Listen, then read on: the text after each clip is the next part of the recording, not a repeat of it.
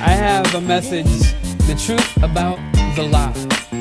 Now, you notice I'm not giving this the title, the truth about lies, or the truth about a lie. I'm talking to you about the truth about the lie. Every lie that the devil tells is ultimately one lie.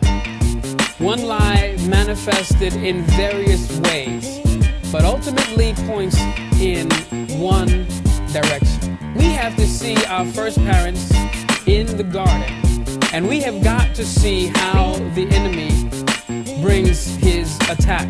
They both were deceived on a certain level, but Eve was deceived about the deception, about the nature of the deception, where Adam went into his sin with his eyes wide open. He knew exactly what the lie was, and he went in that direction anyway. When the enemy comes to Eve, he begins to talk to her about the tree of the knowledge of good and evil.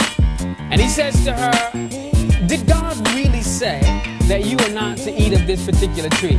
And then he says, you won't actually die. God knows that on the day that you eat of that tree, your eyes will be open and you will be able to discern for yourself what's good and what's evil.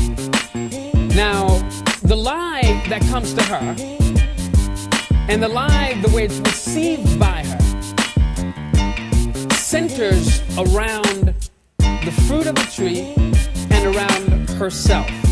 It's what the fruit is and how that will affect me.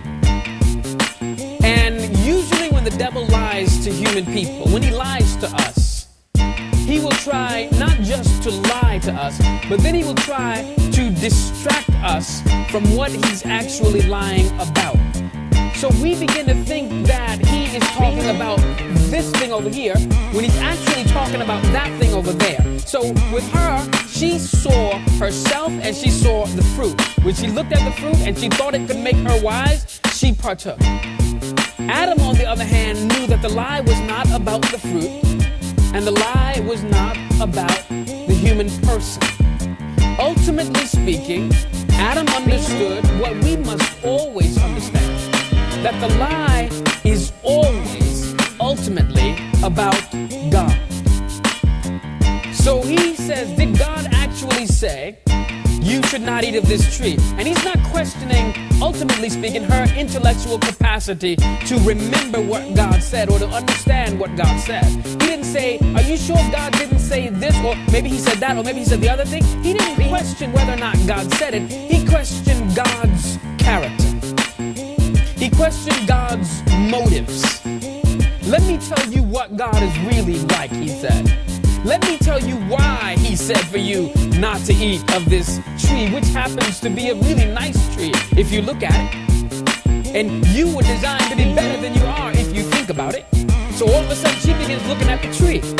And all of a sudden she begins looking at the self, forgetting that the lie is geared toward the nature of God. So she's not just believing a lie, she's believing a lie about the lie. A lie that's intended to protect the other lie, the real lie that's over here. So he begins to talk to her about herself, and he begins to talk to her about the beauty of the tree and all of its attributes. And before you know it, she's caught up in some deception over here and some distraction over here. And then the other lie, the real lie, is slipping right through her and going straight to her heart.